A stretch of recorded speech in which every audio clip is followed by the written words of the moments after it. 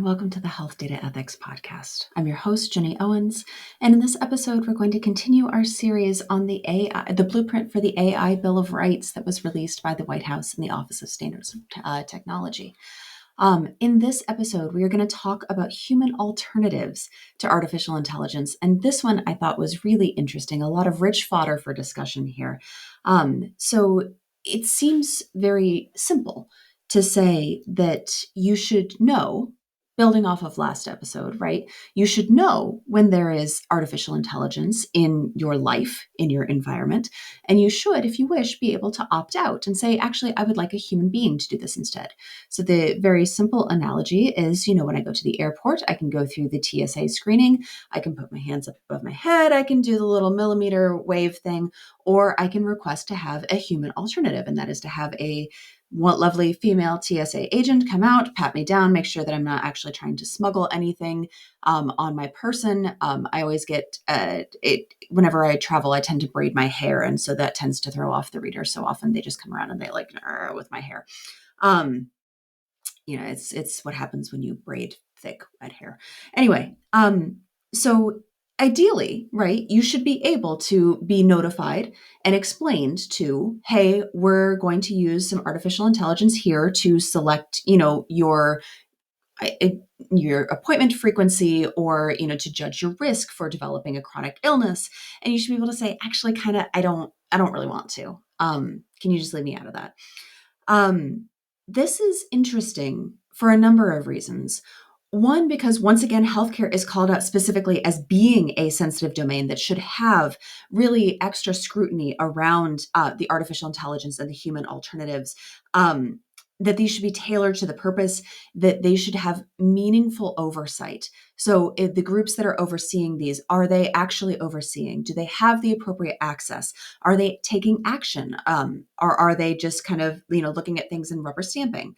And they should incorporate human decision-making for high-risk decisions, which makes a lot of sense until you start thinking about, okay, well, let's throw some hypotheticals in here. And the hypothetical that was called out in the White House documentation was really interesting. There was a patient who was suffering from endometriosis. She was denied access to pain management post-surgery because the narcotics database included prescriptions that had been written for her dogs as well as for her. So to the system, right, she looks like she sees a lot of doctors and she picks up a lot of pills for her two sick dogs and for herself. She looks like a doctor hopper, right? But the really interesting thing is that when this came to light, right, when she was working with her physicians and saying like, hey guys, this doesn't feel quite right, like something is wrong, I'm experiencing a lot of pain, the direct quote was, doctors were afraid to override the system. And so human alternatives are great. We should absolutely have them, but they absolutely must be empowered to cross the system when it's appropriate to do so. So this patient example is really interesting because there are a few groups that manage narcotics databases, and a lot of states kind of buy into these. You can purchase a license and have somebody manage the narcotics database for you. The algorithm penalized not only pet owners for veterinary prescriptions, but also people like cancer patients, right? Cancer patients see a lot of specialists. They have a lot of appointments. They go from doctor to doctor, which again looks like doctor shopping. And so we have an algorithm that is really intended to alleviate a pain point for society, right? Nobody will argue that the opioid epidemic is a good thing. Nobody is arguing that that is bringing, like good stuff to America. But the interesting thing is, how do we balance that against the individual patient experience and the patients who are still experiencing pain, right? They deserve relief from pain.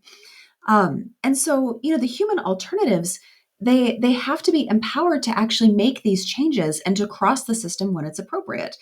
They should also be accessible in a timely manner. So if I have a problem with my prescription, because I am me and I work in a healthcare system, I know who to call in pharmacy. I know where to escalate. You should not have to be an employee of a healthcare system or a reasonably healthcare interested person in order to effectively escalate and to get a human being to look at your problem that you are having. we also need to make sure, and when I say we here, I try to be careful about my pronouns, right? It's very easy to get off the rails and say they should do this or we should do that and not be specific about who is they and who is we. So in this case, when I say we, I mean our healthcare groups as a whole, and healthcare IT in particular. We need to be very careful about our regular training and communication about our AI algorithms that we're using, right? People need to know, and when I say people, I mean our caregivers, right? The people who are interacting with these algorithms on a regular basis.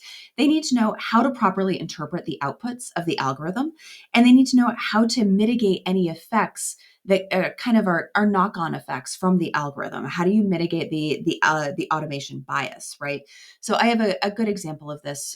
So I am a patient in addition to being an employee of a healthcare organization. And when I have labs done, often my labs will come back with flags for values that are out of reference ranges. And every single time this happens, despite being a reasonably savvy consumer of healthcare and somebody who is relatively well versed in laboratory practices, I see the flags and I think, oh crap, I'm dying. And I message my doctor in MyChart. And every single time the doctor comes back and is like, Jenny, the reference ranges are set for men of average height and weight. You are neither. You are a short female.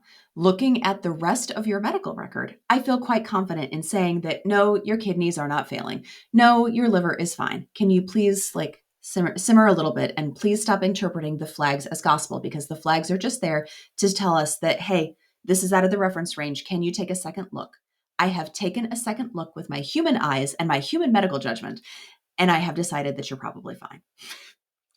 So I think this is good, right? This is an example of the system working as intended. An algorithm has told my doctor, hey, these reference ranges need a second look, or these lab test results need a second look. They're outside of the reference range. And my doctor has looked at it and looked at the rest of my medical record and said, okay, this is probably fine. And then my doctor has reassured his anxious patient that yes, indeed, everything is okay. So the human is really the important part here, because we can automate a lot of things, and we should consider automating a lot of things, but without that human alternative and the human relationship with your caregiver, with your care provider, a lot of this is going to just kind of fly right past people. The most important part of any healthcare encounter is still your relationship between the provider and the patient.